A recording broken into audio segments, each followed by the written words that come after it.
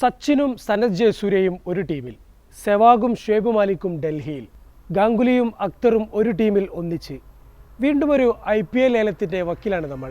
ഓർമ്മകൾ ഇങ്ങനെ മറിച്ചു നോക്കുമ്പോൾ ചിലർക്കെങ്കിലും 2008 ആദ്യത്തെ IPL ലേലവും അന്നത്തെ ചർച്ചകളും മനസ്സിലേക്ക് വരുന്നുണ്ടാകും. അതത് രാജ്യങ്ങളുടെ കുപ്പായമണിഞ്ഞ് മാത്രം കണ്ടിരുന്ന എതിരാളികളായ താരങ്ങൾ ഒരുമിച്ച് ഒരു ടീമിൽ കളിക്കുന്നു എന്ന വാർത്ത ക്രിക്കറ്റ് ആരാധകർ വലിയ കൗതുകത്തോടെയാണ് അന്ന് കേട്ടത്. അപൂർവമായി മാത്രം നടക്കുന്ന ഏഷ്യൻ 11, വേൾഡ് 11 പോലുള്ള മത്സരങ്ങളിൽ മാത്രമേ അന്ന് വ്യത്യസ്ത രാജ്യക്കാർ ഒരുമിച്ച് കളിച്ചിരുന്നുള്ളൂ. ICL എന്ന വിമത ക്രിക്കറ്റ് ലീഗിനോടുള്ള ചുരുക്കും 2020 ലോകകപ്പിൻ്റെ അഭൂതപൂർവമായ വിജയവുമാണ് BCCIയെ IPLന് പ്രേരിപ്പിച്ചത്. ഇന്ത്യൻ ക്രിക്കറ്റിലെ അന്നത്തെ സൂപ്പർ സ്റ്റാറുകളെ അവരവരുടെ തട്ടകങ്ങളായ 5 നഗരങ്ങളിലെ ഐക്കൺ പ്ലെയറായി അണിനിരത്തിയായിരുന്നു ലേലം ഒരുക്കിയത്. ഇതുപ്രകാരം സച്ചിൻ മുംബൈയുടെയും ഗാംഗുലി കൊൽക്കത്തയുടെയും ദ്രാവിഡ് ബാംഗ്ലൂരിൻ്റെയും ഐക്കൺ താരങ്ങളായി. അന്നത്തെ യൂത്ത് ഐക്കണുകളായി യുവരാജിന് മൊഹാലിയും സെവാഗിന് ഡൽഹിയും ഐക്കൺ പദവികൾ നൽകി. ഇവരുടെ ടീമുകൾ ഏറ്റവും അധികം വില കൊടുത്തു വാങ്ങുന്ന താരത്തിലും 15% അധികം തുക ഇവർക്ക് നൽകണമെന്നായിരുന്നു വ്യവസ്ഥ.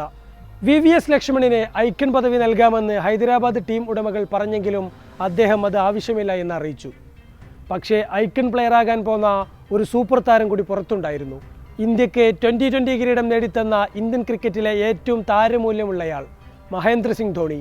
പക്ഷേ അദ്ദേഹം വരുന്നത് ഡൽഹിയോ മുംബൈയോ പോലെ ഒരു മഹാനഗരത്തിൽ നിന്നുമല്ലല്ലോ. അതുകൊണ്ട് തന്നെ അദ്ദേഹത്തെ ലേലത്തിന് വെച്ചു. അങ്ങനെ ലേലത്തിന് അരങ്ങൊരുങ്ങി. 48 വിദേശ താരങ്ങളടക്കം 77 പേരാണ് ലേലത്തിന് രജിസ്റ്റർ ചെയ്തത്. Ricky Ponting, Glenn McGrath, Shoaib Akhtar, Andrew Symonds, Muttiah Muralitharan, Bradley, Brendon McCullum, Chris Gayle, Herschelle Gibbs, Jacques Kallis അടക്കമുള്ള വലിയ പേരുകളെല്ലാം ലേലത്തിന് രജിസ്റ്റർ ചെയ്തവരിൽ ഉൾപ്പെടും. ഓസീസ് താരങ്ങൾ ഈഗോകളില്ലാതെ ലേലത്തിൽ പങ്കെടുത്തു. എന്നാൽ ഇംഗ്ലീഷ് ക്രിക്കറ്റ് ബോർഡ് ഉടക്കിട്ടതിനാൽ തന്നെ ഇംഗ്ലണ്ടിലെ താരങ്ങളാരും ലേലത്തിൽ രജിസ്റ്റർ ചെയ്തില്ല. ECB കരാറിന് പുറത്തുണ്ടായിരുന്ന ദിമിത്രി മസ്കരാനസ് മാത്രമാണ് അന്ന് ഇംഗ്ലണ്ടിൽ നിന്നും IPL കളിക്കാനെത്തിയത്. പാകിസ്ഥാൻ താരങ്ങൾ കളിച്ച ഒരേ ഒരു IPLും അതായിരുന്നു. നിലവിലുള്ള പോലെ ഓരോ താരത്തിനും ഓരോ അടിസ്ഥാന വിലയിട്ടുകൊണ്ടാണ് അന്നും ലേലം ഒരുക്കിയത്. $4,50,000 അടിസ്ഥാന വിലയുണ്ടായിരുന്ന ഷെയ്ൻ വോൺ ആയിരുന്നു ഇക്കാര്യത്തിൽ മുന്നിൽ.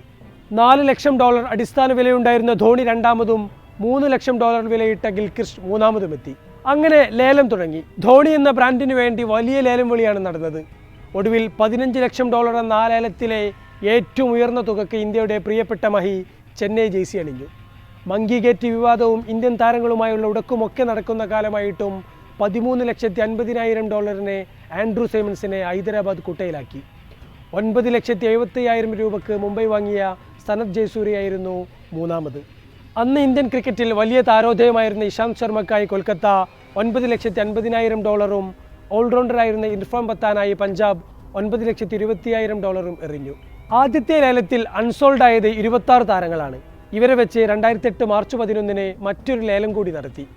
ആദ്യ ലേലത്തിൽ ആരും വാങ്ങാതിരുന്ന ഷെയ്ൻ വാട്സണും സുഹൈൽ തൻവീറും അടക്കമുള്ള പേരുകളെ ചെറിയ തുകയ്ക്ക് രാജസ്ഥാൻ റോയൽസ് വാങ്ങുന്നത് ഈ രണ്ടാമത്തെ ലേലത്തിലാണ്. പാകിസ്ഥാന്റെ മതിലെന്നറിയപ്പെട്ടിരുന്ന മുഹമ്മദ് യൂസഫ്, ബംഗ്ലാദേശിന്റെ സൂപ്പർ താരം മുഹമ്മദ് അഷ്റഫുൾ എന്നീ പ്രമുഖരെ അന്ന് ആരും വാങ്ങിയില്ല.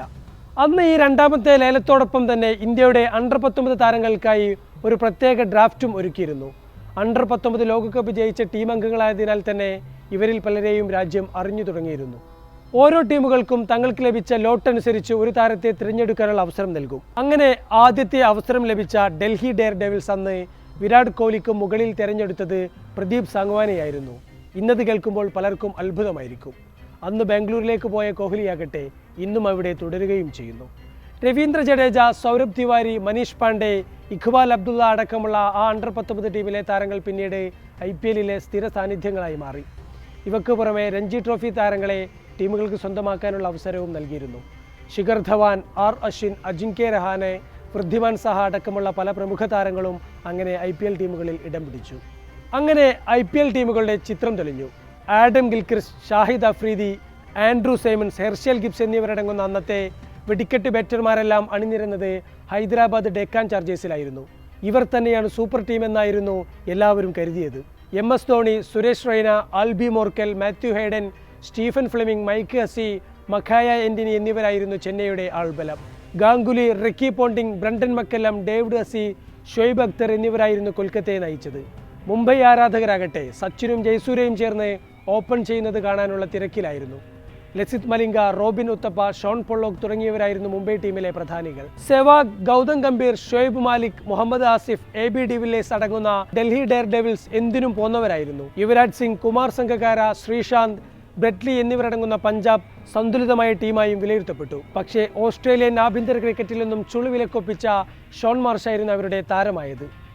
ജാക്സ് കാലിസ്, അനിൽ കുംബ്ലെ, രാഹുൽ ദ്രാവിഡ്, വസീം ജാഫർ, ചന്ദ്രപോൾ എന്നിവരടങ്ങുന്ന റോയൽ ചാലഞ്ചേഴ്സ് ബംഗളൂരു പരമ്പരാഗത ബാറ്റർമാരുടെ സംഘമായാണ് അറിയപ്പെട്ടത്. കളിക്കളത്തിലും അവരുടെ പ്രകടനങ്ങൾ അങ്ങനെ തന്നെയായിരുന്നു. ഷെയ്ൻ വോൺ എന്ന ഒരു ഔട്ട്ഡേറ്റഡ് പടക്കുതിരയും യൂസഫ് പത്താൻ, സുഹൈൽ തൻവീർ, ഷെയ്ൻ വാട്സൺ, സ്വപ്നിൽ ലസ്നോദ്കർ എന്നീ യുവാക്കളും ചേർന്ന രാജസ്ഥാൻ ദയനീയ പ്രകടനം നടത്തുമെന്നാണ് പരക്കെ പ്രവചിക്കപ്പെട്ടിരുന്നത്. പക്ഷേ സംഭവിച്ചതോ മറ്റൊന്നും.